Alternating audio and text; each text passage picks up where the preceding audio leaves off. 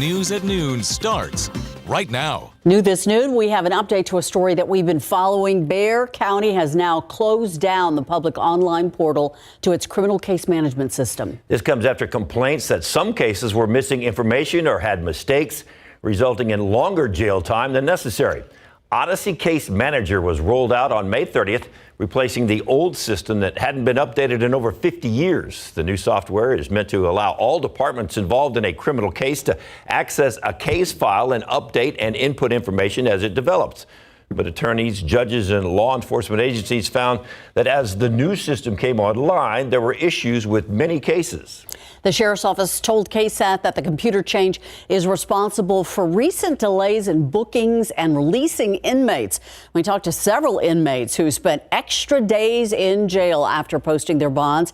Monica Ramos, a spokesperson for the Bexar County Sheriff's Office, said that because of the system migration that is still going on, the public won't be able to access those online records, but just temporarily. She says anyone looking for information and records can still get them, but they must contact the county clerk and the district clerk directly.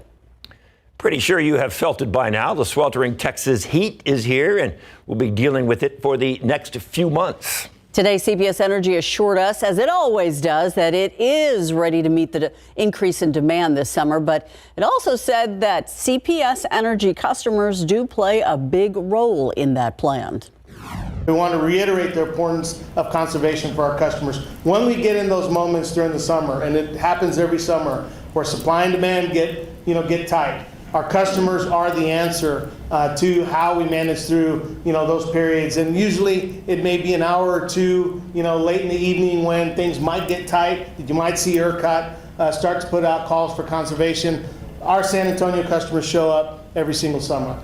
And I want to reiterate that conservation will continue to be a key component of our strategy for managing through the peak season.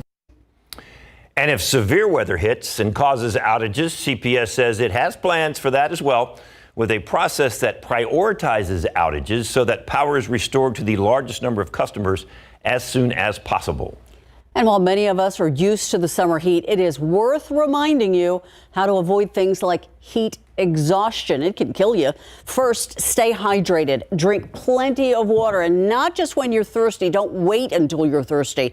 If you have to spend a lot of time outside, wear lightweight and loose-fitting clothing. And check on those in your life who are elderly. Take the time to visit the seniors in your area to look for signs of heat-related illness. Keep in mind that it takes only, nearly twice the amount of time that younger people have to cool down for elderly people. They can't do it as quickly after they've been out in extreme heat. And that's why finding places to stay cool is so important. If you don't have AC in your home, or if your AC is out of order, you need a break from the heat, there are all sorts of options for you all over the city. Yeah, the city has a website with all those options on it for you to be able to go different places around the city and stay cool. This is an interactive map on the city's website. It shows the places in your area like libraries or schools or community centers or maybe even the pools and the splash pads. And you go to their website and you can see they're all right here in little dots. Each one represents a different area or a different community center or pool. And all you got to do is click on it. Like we'll just go to the Cortez Branch Library and it tells you exactly where that library is, when it's open, how you get there, and all the information that you need. And we've got a link to this map on KSAT.com. All you got to do is scan that QR code right there, scroll to the bottom of the story, and you're going to find the link. We also have a link to more information on heat safety tips as well. And that takes us to the man of the hour, the man of the week. Triple-digit Justin. I tell you what, I'm nervous about checking my CPS Energy bill. I can tell you that much. That AC's been running nonstop, and those are such good points to make. Be so careful out there. If you know people that don't have AC or don't have a fan, you do want to check on them.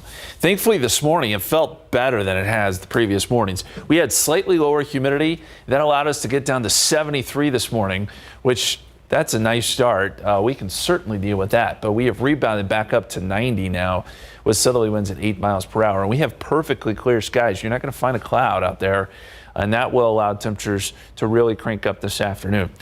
One topic of conversation that seems to be kind of common here across the area is the air quality. We've been noticing that it hasn't been so great over the last few weeks. Well, I can tell you that it's improved today. This yellow color is actually not a bad thing. That's moderate. We can deal with that. That's pretty typical. That's what we would normally see around here. And most of that air pollution or issues have been pushed south towards the valley. So air quality is good right now, and you can kind of see it out there. The sky's just a little less hazy. 97 at 2 o'clock, feels like 102 at that point. We'll get heat indices probably up to around 104 this afternoon. High temperature around 100, so still hot. 97 at 7 o'clock, sunny skies, still carrying a heat index even at that point. And then we slip down into the 80s tonight. And we're in for a really hot weekend as the heat high builds in. But it doesn't stay there. We're going to talk about some relief potentially next week. We're also going to talk about some D-Day weather history. That's coming up in just a few minutes as well, guys. A 10-minute ride turned into 2 hours, and you're at a dead still. We've all been there. Basically, it's a running joke among Texans that no matter what part of the state you live in, the construction on I-35 is never going to end. And here in San Antonio, drivers are voicing their frustrations as construction continues on the northeast side. A massive part of I-35 is underway. Part of 35 was shut down overnight in the main northbound lanes from Thousand Oaks to O'Connor. And there's another closure tonight starting at 8. Some drivers think this is a little too early. Tonight they're closing main lanes at 8 p.m. Do you think that's still too early? I think so, especially that it's summer and the kids are out of school and the tourists are here in town. All right, so tomorrow, 35 northbound lanes from Weidner to Judson are also going to be closed from 8 p.m. till 5 a.m. That closure should last a little over a week. Now, this is all to create elevated lanes on I-35, which would provide direct connections to Loop 410 North and Loop 1604 West. Construction split into 3 separate phases. The next phase is going to start this summer.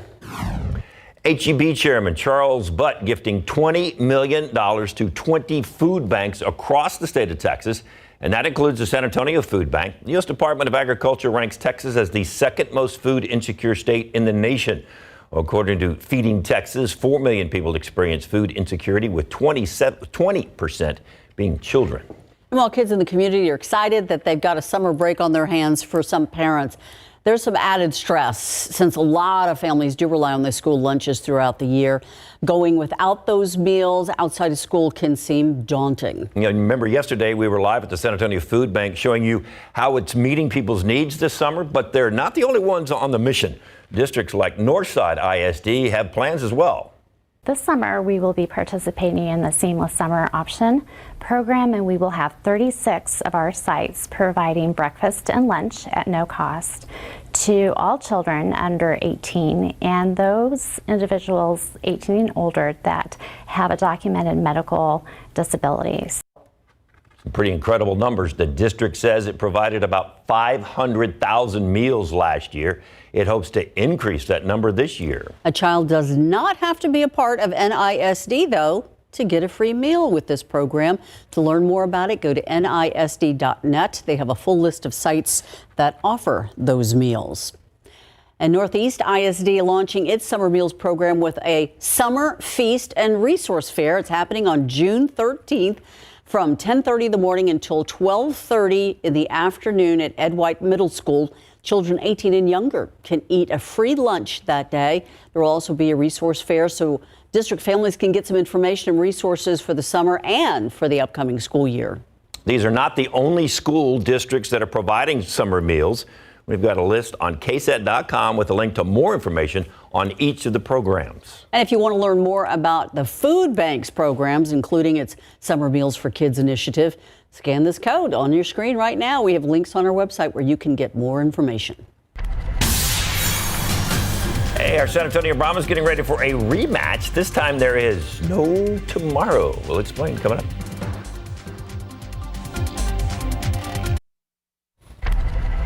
Let's get you outside with live cam and TransGuide because we've got a mess on 281 southbound lanes at Hildebrand. There's some construction that's holding up traffic. And then once you get past the construction, there's also a wreck. So beware if you're headed south on 281 into downtown. It's a little bit of a slowdown. I got caught in that on my way in. see? This has been going on all morning long. Yeah, well, the construction, I don't know why they're... Left lane's the only way to get through. Everybody's merging over. And there's not really any way to cut around that. Nope. Unless you get off up there near Trinity. It's true. It's that curve right there. Yeah. The aquifer is still going down 0.4 of a foot to 628.4. That's bad news. We need that number to go up. Continues to fall. We're getting into some levels that we haven't seen in a while. Meantime, molds are low at 160. That's all we've got in the pollen count. We showed you the air quality is better today. Coming up, we're going to look at some D-Day history when it comes to weather. Plus, we'll look at the latest drought monitor for you.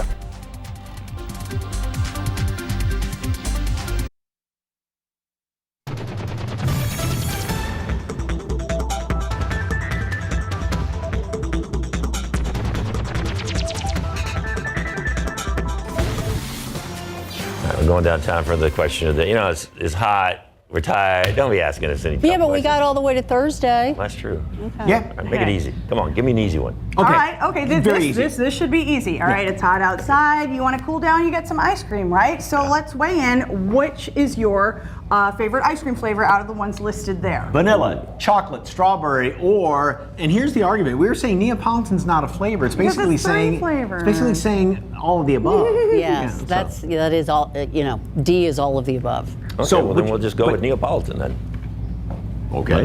Little smorgasbord of I'm ice cream gonna flavors. go with chocolate. I'm a chocolate nut. What you said? I'm chocolate. Your chocolate. You can't make a decision, so you're Neapolitan. Well, you know what? I know you're Neapolitan. Sometimes I think in the summertime the most refreshing flavor is strawberry. Okay. So- You didn't put my favorite though. What's that? Lemon. In the summertime. Lemon's good. Lemon ice cream? Have you not seen the lemon ice cream at HEB? That's Guess good. not. You must have missed that one. It's a lemon cookie ice cream. Okay. I couldn't get past the Rocky Road, so I didn't get to the lemon. Okay, that was your favorite. Okay. And we've got something that is Oh, here we go. every bit as good. That does. Fruity Pebbles. Oh my Or- gosh. Look Fruity at that. Pebble Yeah. ice cream? Look at that Coletta. Oreo one with the Oreos in it. I know. Look at that. Yeah.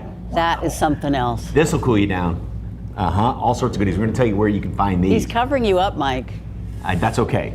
Look at it. What did you do to the cameraman? He's not happy with you. He never is. That's Ted. That's Ted. So Ted, we need to see Mike's pretty face. Come on. There, give the audience I what think they more want. people would go for the Oreo than this face. So anyway, all right, we got that, a whole lot more coming up in about 45 minutes. All right. You guys. Eat that ice cream before it melts, Mike. Don't make a mess down there. Well, Ted, eat your ice cream and show Mike. All right. Yeah. Your favorite? I like vanilla and chocolate together. You got to mix them together. Oh, yeah, the swirl. The swirl. Yeah, the swirl. I like them. So together. there's an option E. Yeah, I could do without the strawberry though. Yeah, I'm not a strawberry fan. Yeah.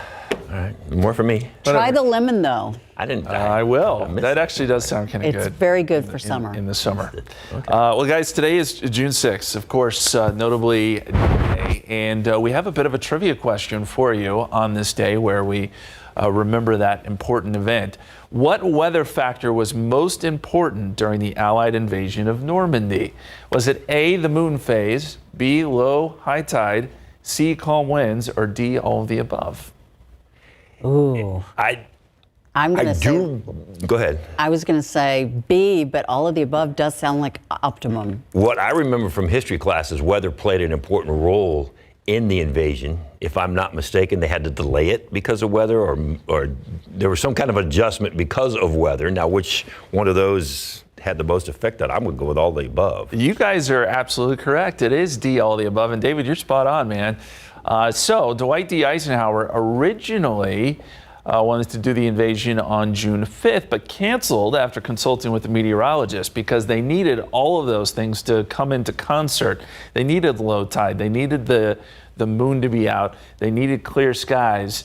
And they needed the waves to be calm. And the chances of all that coming together were slim to none, but they did make it happen. There was a window, and the meteorologist mostly got it right. Didn't it rain, though? I believe clouds came in or something. that was part of it, I think, later on. And the Germans also had their own forecasters who had a different opinion on the situation. But at any rate, if you want to learn more about that, you can scan that QR code. Meteorologist Sarah Spivey's got a great article on KSAT.com.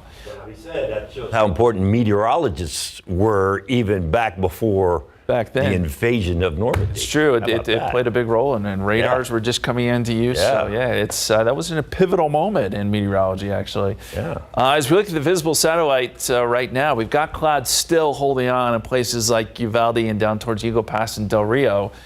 That's where temperatures may be kept down briefly because of the cloud cover. We're certainly not seeing those clouds here in San Antonio. Skies are perfectly sunny, and that goes for most of the area. So look at the heat index.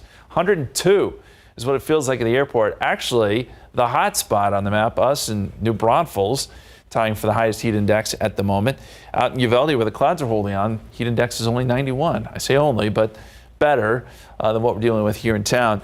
91 in New Braunfels right now, 91 in Seguin, 88 Bernie, 90 in Kerrville. And we've got southeasterly winds anywhere from 5 to 10 miles per hour, so not terribly strong, but still ushering in some moisture. Dew points came down a little bit this morning, and you could kind of feel it. We started off at 73, but now dew points are trying to climb back up at least a little bit. 100 is what we're forecasting this afternoon. 100 in Converse, 100 in Stinson, 100 at Floresville. Pretty consistently hot. I wanted to show you the rainfall totals over the last 7 days, and this is interesting. We've had about a trace of rainfall, but look at northeast Texas over the last week, 6 to 7 inches of rain. In some cases, very heavy rainfall, and there was some flooding. I wish they would share the wealth, but it's just not in the cards. They are certainly not in drought. We still are, because we've only had a trace. And we still have extreme drought for parts of the hill country. That has not changed. And with high pressure still over top of us and staying over top of us this weekend, it remains hot and dry. It will take until Monday for this thing to scoot out of the way and maybe open the door for some small rain chances by the time we get into Monday and Tuesday. So our forecast, 101 Friday, 101 Saturday with that high pressure overhead, slightly lower humidity, 100 Sunday, and then we bring back in those rain chances and bring temperatures down a little bit too, mid-90s Monday, Tuesday, Wednesday, with a 20% chance of rain. Guys. Thanks, Justin. It's the Longhorns and Sooners on the softball diamond. We'll have some highlights for you, and the NBA tips off game one of the finals tonight, finally, between the Mavs and the Celtics. A little preview coming up.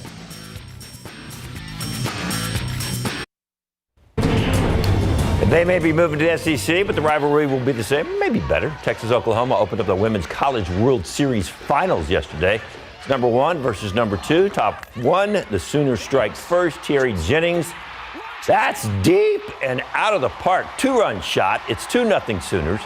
OU led 5-1, and then they hit 3 homers to dominate the Horns. They win at 8-3. Game 2 tonight, 7 o'clock. Texas is facing a must-win in the best-of-3 series. Hey, a little daytime baseball. The Astros hosting the Cardinals yesterday, bottom 5. Trey Cabbage, that's deep. That's gone. Solo shot for the Astros. That's his first this season. 409 feet. The Astros trailed 3-2. Cabbage was called up Tuesday to add some depth behind Kyle Tucker, who's nursing a minor lower leg injury. The Astros lose to the Cards 4-2. The Rangers hammered the Tigers 9-1. Rangers' Corey Seager left the game with a hamstring injury himself. In the Texas League, the Missions beat the Rockhounds 10-4 to snap their 9-game losing streak. Hey, 2 members of the San Antonio Brahmas made the first ever all-UFL team. Offensive guard Cole Lavayo and inside linebacker Tavante Beckett. The Brahmas will play the Battlehawks coming up Sunday. The XFL Conference Championship is on the line. The winner goes to the title game. In the meantime, the Dallas Mavericks and Boston Celtics are getting ready to tip off tonight in the NBA Finals. You'll be able to see that game live right here on KSAT 12. The 4 biggest names in the series are looking at this moment through different lenses. ABC's Rita Roy gives us a preview of the series. The NBA has a star-studded matchup with the Boston Celtics battling the Dallas Mavericks to see who will bring home the championship trophy. The Celtics coming off of a season in which they were the NBA's best team, behind All-Stars Jason Tatum and Jaylen Brown. The 2 superstars looking to bring a title back to Boston for the first time in 16 years. by winning their 18th championship, which would be the most of all time. Some of the greatest players ever played this game wore this uniform. Every great before you won a championship. And that's what we try to play for every single season. The expectations are obviously different here. And, it takes special players to be here and to be a part of an environment like that. The ultimate goal is to get over the hump and win. I think that'll add a lot to our legacy. But as of right now, that story is still kind of untold. The Mavs trying to win their second title in franchise history behind their unstoppable backcourt of Luka Doncic and Kyrie Irving. Playing in their second season together, they have led this young team on a run, beating 3 higher-seeded teams in the West and trying to become the first number 5 seed to win the title. Kyrie will no doubt face resentment from Celtics fans for leaving the team after 2 seasons in 2019. I'm excited. They've gotten tremendously better. They've led their team to this point, so I'm proud of them. And I'm looking forward to the competition. I know that they're not going to slow down when they see me. They're going to come at me even more. Luka making his NBA Finals debut in his 6th season. The 25-year-old feeling the moment. Amazing. First time here. Hopefully it's not the last time, but never take it for granted. You never know if you're going to come back. So just enjoy the experience. Rena Roy, ABC News, New York. Once again, game 1, I'll get started 7:30 tonight. Now, she was talking about all those championships that the Celtics won.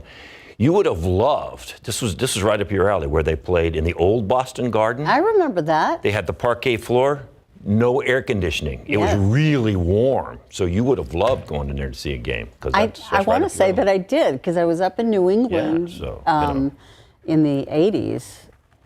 That was tough, but no air conditioning. I think I did that. See? They didn't have hockey in there, let's just say. Good place for you. All right, it's important to protect yourself this summer, not just from those UV rays, but from the intense heat as well. The red flags, we're going to keep reminding you of this. What to watch out for when the temperature reaches dangerous levels like these.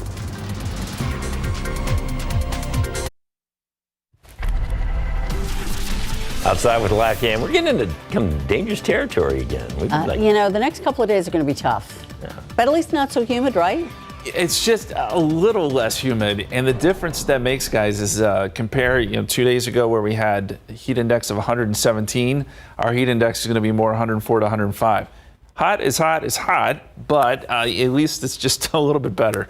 Small victories, as we've been saying. I want to show you what's going on across the state of Texas.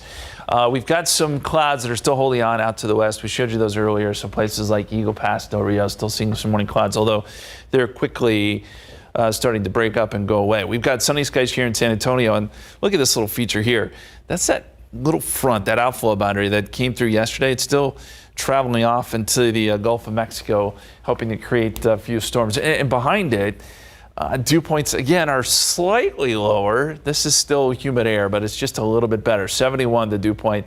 Corpus Christi, though, still very humid, 81. That is extremely thick air, and that translates to heat indices that are above 110 there. We won't see that. Locally, heat index values will be around 104, so with a high of 100. 99 at 6 o'clock, still some heat indices above 100 at that point, and then we slip down into the 80s tonight and probably back into the mid-70s tomorrow. If you're going to be doing those outdoor activities like mowing or running, mornings and evenings are best with these kind of temperatures, and it stays hot over the weekend, guys. All right. Thank you, Justin. The City of San Antonio's Workforce Development Office will also host a Job Fest and Training Expo coming up this afternoon. That's at the Frost Bank Center. It starts at 4, lasts till 7. Several companies are participating, including the City, Christus Health, SAWS, Toyota, and USA. The Job Fest is open to those 16 and older, and those attending are encouraged to prepare for potential on-spot interviews. You have a chance to make your voice heard about naming a brand new park near the medical center. The City of San Antonio hosting a public hearing at 6 o'clock. It's next Tuesday on June 11th at Oxford United Methodist Church on Huebner Road. City Councilman Manny Pelaez submitted a suggestion to name it after Lisa Starr Rosenstein. She was an active runner and a community member in that area who tragically died in 2021 after a hit-and-run accident on a morning run. Pelaez says naming the park after her would serve as a memory for all of her contributions she made to the city. Imagine for a moment a simple everyday task like grabbing your cup of coffee or maybe even a pen becoming just that much harder to do. It's a condition called progressive neurodegenerative disease, which affects many service members. We don't know exactly why, but there are hints.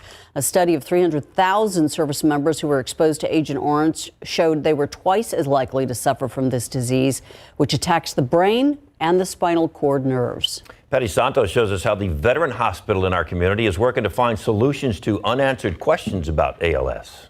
So we have 1A clinic here.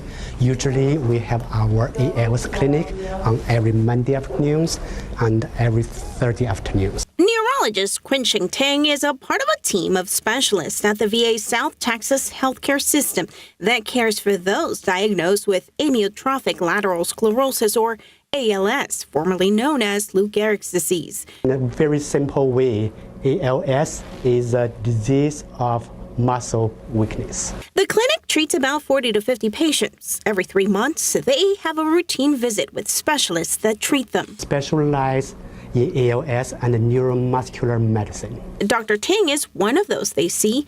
A visit can take several hours. You will see physical therapy, occupational therapy, speech pathology, dietitian. Tang tells us veterans are 2 to 3 times more likely to get ALS than the rest of us. Dr. Tang says researchers have 60 to 70 clinical trials underway to find out more about the disease, how to treat it, prevent it, and even diagnose it sooner.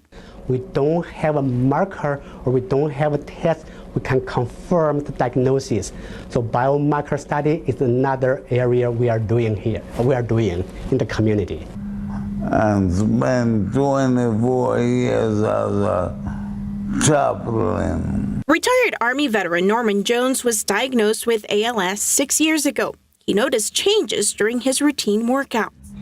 I was jogging and I noticed my left foot was sliding along. It's one of the most common symptoms Dr. Tang says patients notice. Others may be gradual and vary, but they can include weakness of muscles associated with walking, trouble grasping things, slurred speech, and having a hard time swallowing. Then I went to get tested, and it took about 6 months before they diagnosed me. He's been told he has a slow progression of the disease. Jones and his wife, also an Army veteran, married 44 years ago. They are staying optimistic and still do things they both enjoy. Keep hope alive, one day at a time. Patty Santos, KSAT 12 News. It is a tough disease. Dr. Tang says patients start seeing symptoms often in their late 50s to early 60s, but diagnosis does take a long time, and so does disability insurance. So, good to get diagnosed. Today marks the 80th anniversary of D-Day, the largest military invasion by sea in history. D-Day, known as the beginning of the end of World War II. Today, President Joe Biden and his wife Jill took part in a wreath-laying ceremony at the Normandy American Cemetery. He delivered remarks at a ceremony commemorating the day. Back on June 6, 1944, troops from the U.S., the UK, France, Australia, and Canada landed on 5 stretches of the German-occupied French coastline. It laid the foundation for the Allies to defeat Nazi Germany in World War II. It looks like we're going to have an updated COVID-19 vaccine this fall. The FDA's vaccine advisors agreed on yesterday, to ask manufacturers to update the formula to address the JN1 variant. The Infectious Disease Society of America says JN1 and its descendants, KP2 and KP3, are the most common versions of the virus that's now circulating. The FDA says current COVID-19 vaccines are less effective against these variants. However, not a lot of people are sick with COVID at the moment. Only about 3 or 4% of those tested end up with positive results. The widow of Hunter Biden's late brother, Beau, took the stand today at his felony gun trial. She testified that she threw that gun away in the trash next to a store, then went back to find it. She is now being cross-examined by the defense. Yesterday, Hunter Biden's ex-wife testified that she first learned Hunter was using drugs when she found a crack pipe in their home back in 2015. An ex-girlfriend, an exotic dancer he met at a strip club, told the jury she saw him smoking crack just weeks before he bought the gun. The defense insists Hunter Biden was using alcohol at the time, not drugs. Prosecutors say he lied about his drug use on a federal application for the gun. Summertime can be fun, but all that sunshine can also lead to some dangerous heat. A look at the heat-related illnesses you should watch out for and the signs to be aware of. Still coming up.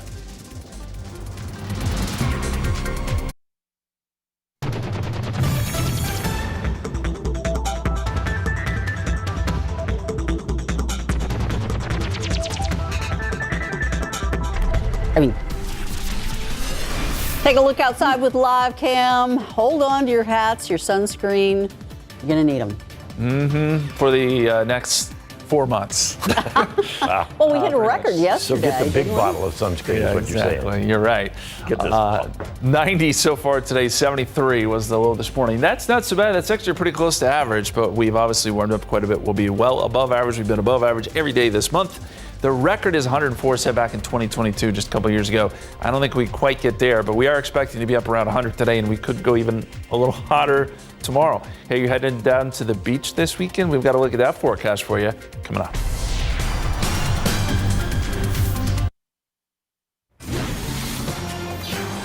As the extreme heat continues into the summer, those hotter temperatures can be dangerous, even deadly. RJ Marquez helping us with those red flags to help you recognize a sign that you may be suffering from heat-related illness.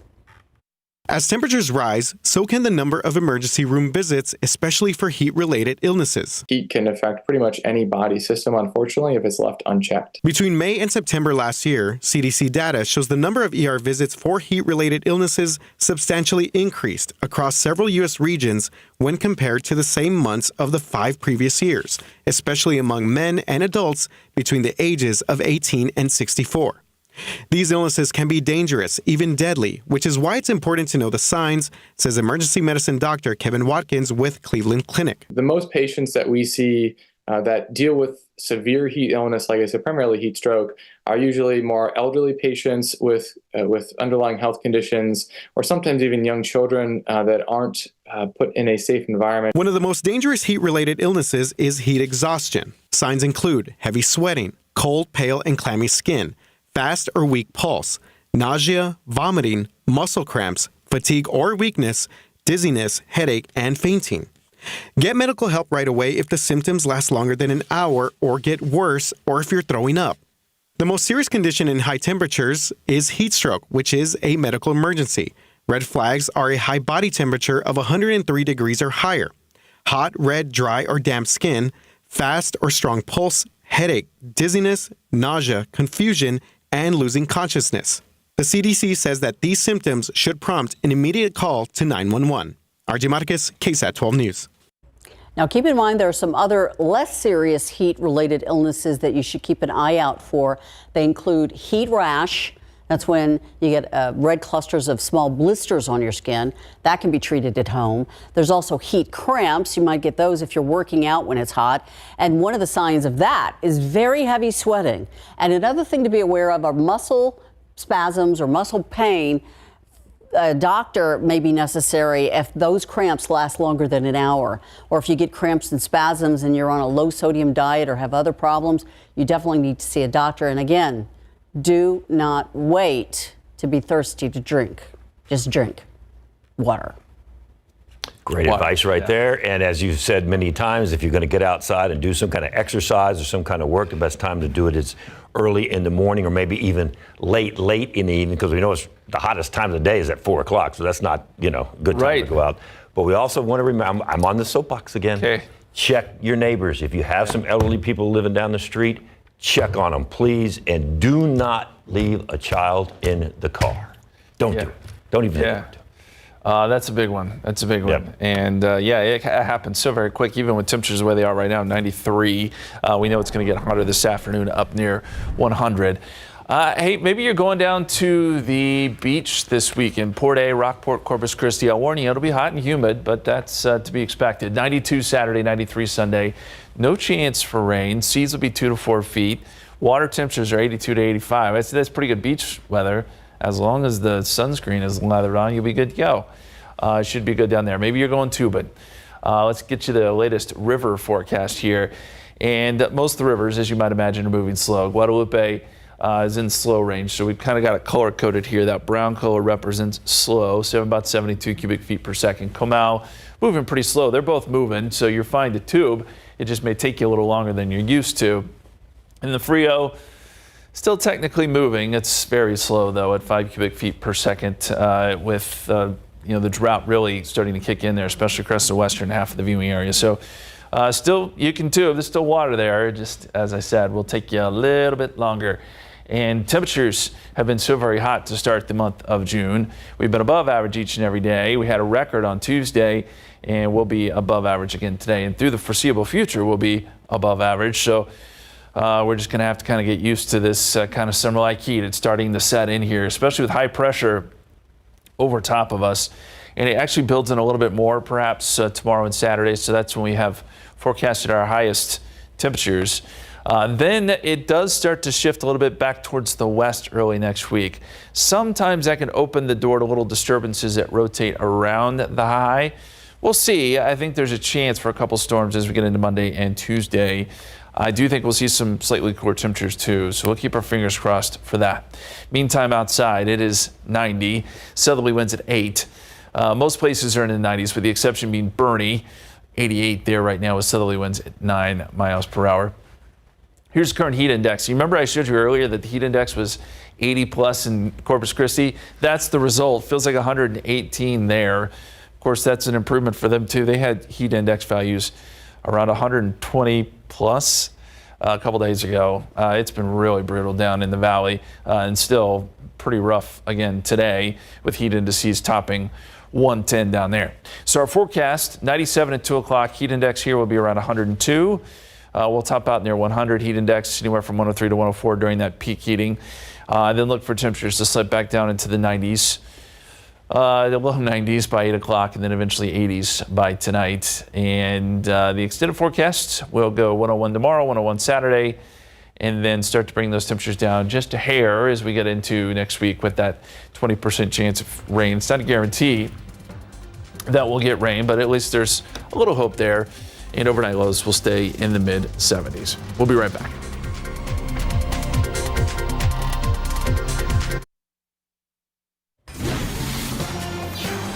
You think those popsicles have melted yet? They're all eaten.